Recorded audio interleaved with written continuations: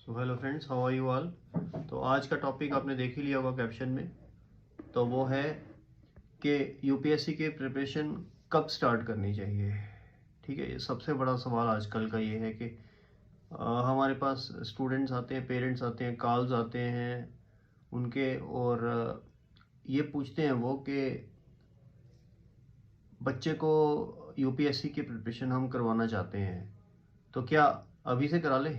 For example बच्चे के जो पेरेंट्स हैं, फॉर एग्ज़ाम्पल बच्चा उनका 10th में है, अभी 10th क्लास में। तो वो पेरेंट्स पूछते हैं कि अभी से करा ले, डरते डरते पूछते हैं कि अभी कोई ज़्यादा छोटी एज तो नहीं है। कुछ तो आजकल ऐसे भी आते हैं फ़ोन, जो 8th में बच्चा है तो वो कहते हैं कि कब से तैयारी स्टार्ट करनी चाहिए। ठीक है, कुछ 12th क्लियर करके भी डरते डरते पूछते हैं कि सर अभी ग्रेजुएशन करवा लें या लास्ट ईयर में तैयारी स्टार्ट करें या अभी से तैयारी स्टार्ट कर देनी चाहिए। तो आप हमें बताइए कि तैयारी कब स्टार्ट करनी चाहिए। तो बेसिक मुद्दा ये है कि तैयारी यूपीएससी की स्टार्ट करनी कब चाहिए। देखिए, ग्रेजुएशन जो है इसके लिए बेसिक क्वालिफिकेशन है। ठीक है, और तैयारी कब स्टार्ट करी जाए। ठीक है, कोचिंग सेंटर्स में जो फाउंडेशन कोर्स कराया जाता है लगभग वो 1 ईयर का होता है, और सेल्फ स्टडी जो करनी पड़ती है साथ साथ उसके, वो भी साथ साथ अगर बच्चा कर ले तो बहुत अच्छी बात है। अगर वो कॉलेज में है या स्कूल में है तो वो साथ साथ तो 1 साल नहीं कर सकता तैयारी। तो वो जब कोर्स करेगा उसके बाद ही सेल्फ स्टडी करेगा, यानी कि 1 साल की तैयारी जब उसने कोचिंग सेंटर में की तो 1 या 2 साल उसको और भी चाहिए उसके साथ, यानी कि 3 साल मान के चलिए। 2 साल की 2 ईयर की सेल्फ स्टडी और 1 ईयर की कोचिंग, 3 साल की मान के चलिए आप। ठीक है, जैसे कई बारी एक कुछ कोर्सेज होते हैं वो 3 साल के भी होते हैं, वहाँ पे बच्चा जो है वो साथ साथ ग्रेजुएशन करता है, साथ साथ हमारे यहाँ पे भी वो है। ठीक है, जैसे बच्चा साथ साथ ग्रेजुएशन करता है, साथ साथ वो तैयारी करता है, अपनी सेल्फ स्टडी करता है, तो वो भी सही रहता है। ठीक है, तो तैयारी स्टार्ट कर कब करी जाए, तो मैंने जैसे कह दिया आपको कि 3 साल मिनिमम। अगर आप ग्रेजुएशन कर रहे हो या 12th आपने जस्ट अभी क्लियर किया है या 11th में हो आप, तो मिनिमम 3 साल की तैयारी आप इसको मान के चलिए। 4th ईयर में जाकर आप इस योग्य हो जाओगे कि आप एग्ज़ाम दे पाओ। लेकिन प्रोवाइडेड आपने जो कोचिंग करी है और जो आपने सेल्फ स्टडी करी है वो अच्छे से करिए। ठीक है, वही टाइम पास नहीं किया, वो अच्छे से करिए। आप इसका मतलब अच्छे से समझते हो, राइट। फिर आप 4th ईयर में इस योग्य हो जाते हो कि यूपीएससी का प्रीलिम्स, और उसके बाद अगर वो क्लियर हो जाता प्रीलिम तो मेंस दे पाओ। ठीक है, ये मैं आपको कहना चाहता हूँ। ठीक है, तो बाकी जो पेरेंट्स कहते हैं कि 8th में है बच्चा, 9th में है, उनको एनसीईआरटीज के ऊपर फोकस करना चाहिए।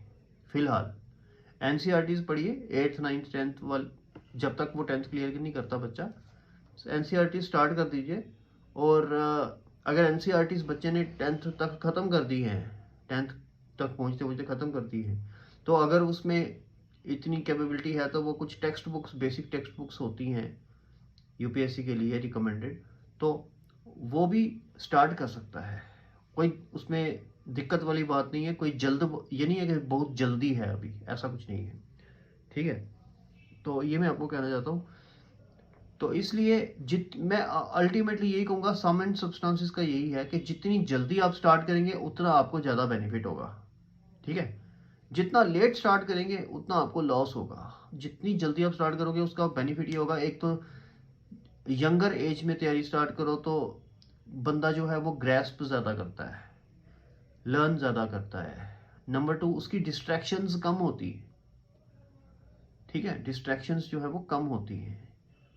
पेरेंट्स उस टाइम पे सपोर्टिंग होते हैं।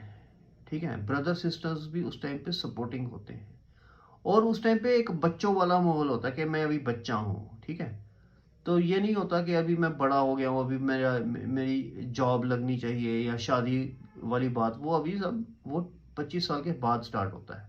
ठीक है, तो जितनी जल्दी आप तैयारी स्टार्ट करना चाहते हैं, 10th के बाद करना चाहते हैं तो वो बेस्ट है, 8th के बाद करना चाहते हैं तो वो उससे भी बेस्ट है।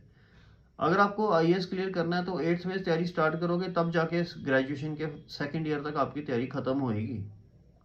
अच्छे से वाली तैयारी में कह रहा हूँ। और फाइनल ईयर में जब आप अपीयर होगे तो आपको आईएएस दोगे, तब आप क्लियर कर सकते हो, क्योंकि ये छोटी मोटी चीज़ नहीं है। आईएएस आईएएस बहुत बड़ी चीज़ है। और आप ये ना सोचिए कि मैं फटक से कोचिंग लूंगा, फटक से आईएएस बन जाऊंगा, ऐसा नहीं होता है। ठीक है, 2-3 साल आपको तो मिनिमम देने ही पड़ेंगे, चाहे आपका फर्स्ट अटेम्प्ट में भी क्लियर हो, तब भी आपको इसके पहले 2-3 साल इसको देने पड़ेंगे। ये मान के चलिए आप, 1 साल का कोचिंग जरूर होता है, लेकिन कुल मिला के आपको 2-3 साल इसमें देने ही पड़ेंगे। चाहे आप फर्स्ट अटेम्प्ट में क्लियर करो, सेकंड में करो, थर्ड में करो, मिनिमम 2-3 साल इसमें आपको देने पड़ते हैं। ठीक है, यही कह के मैं आज का लेक्चर खत्म करूंगा, कल दोबारा से मिलेंगे।